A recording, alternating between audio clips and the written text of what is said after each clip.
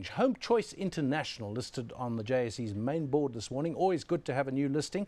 And the company's executive director, CEO in South Africa, Shirley Maltz, joins us now, talking about the company, the strategy, the future growth. Good morning to you, Shirley. I have to admit, HomeChoice International, I don't know the company. So tell us, first of all, what it does. We started 30 years ago. We're basically a retailer. There are two divisions in our business. The first is a retail business and the second is a financial services business. We focus on the mass market consumer in South Africa and now in the rest of Africa, mainly female. So 80% of our customers are women. So if you're in our building, we always talk about her. She's very present in the room always. As retailers, we kind of bow down at the altar of her, you could say. So we focus on textiles. A large proportion of our business is bedding. And the fashionability around bedding and trends in bedding. We also have a number of other areas in terms of home products, from furniture to home electronics, appliances, and that's our retail business, our financial services What business. sort of scale is it? You know, retailer, because everything from pick and pay to the garage shop is a retailer. You've said there's kind of niche that you're in. We're a niche, yeah. What's the scale of the business? We've got 1,000 employees. We're a small business, nothing like pick and pay. 1,000 employees. Our revenue is about 3 billion of the group. Yeah, so you know, we're a small business. About 10% of our revenue is outside of South Africa. We've had good growth there. It's called HomeChoice International. HomeChoice International. So we've been through a restructure over the course of the last year. What we felt was that we wanted to position the business for the African growth that we've seen. As I said, David, we've had really good growth outside South Africa over the last couple of years, and what we wanted to do was to position the business well for that African growth. So the South African business is focused on the South African growth, and the international business is going to be focused on driving our international expansions in the rest of the African countries. Driving past your outlets, is it called HomeChoice International, or you have other brands international? We called HomeChoice, and then the financial services business is FinChoice. But I think one of the things that I must mention, David, is that we're not a normal bricks and mortar retailer.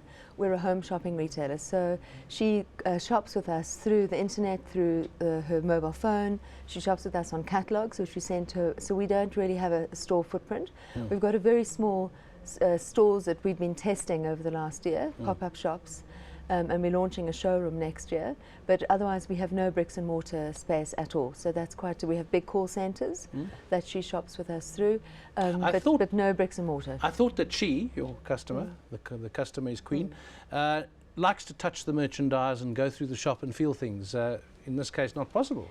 No, it isn't. And again, that's something that's quite unique. One of the, we've got a studio in our building, and we spend a lot of time photographing our product and making it look fantastic. So when we sell our bedding, we actually shoot the entire room. Now that we're selling furniture, the beds for sale, the pedestals are for sale, we have a team that styles the room, does the lighting, and our bedding looks, we showcase it. And we do it well because she shops with us. But it's a different model. Why list? It sounds like it's going well, the business. Why list now? We aren't raising, it's a listing of introduction, so we're not raising capital at the moment. But we will be raising capital over the next couple of years to fund our growth, the international growth. For us, it's a milestone for a business to be on the JSE. We're of that size. We also feel that we're going to be able to attract a different caliber of staff. And all of our executive team and a number of our staff and senior staff members are shareholders in the business, and we want to be able to create a platform for people to be able to monetize their shares. So those were our reasons. What's been the experience? It can be quite a business because you've got to go through all sorts of hurdles. So how's the experience been of getting to the exchange? It has been difficult. There's been a lot of work, in particular, kind of do that and do your day job.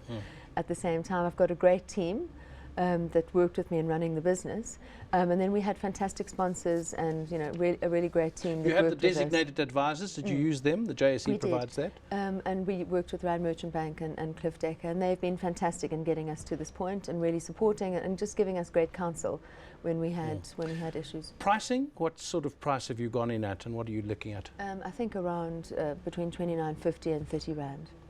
Well, it's been great to talk to Shirley Maltz. She's an executive director at HomeChoice International, just come onto the exchange this morning.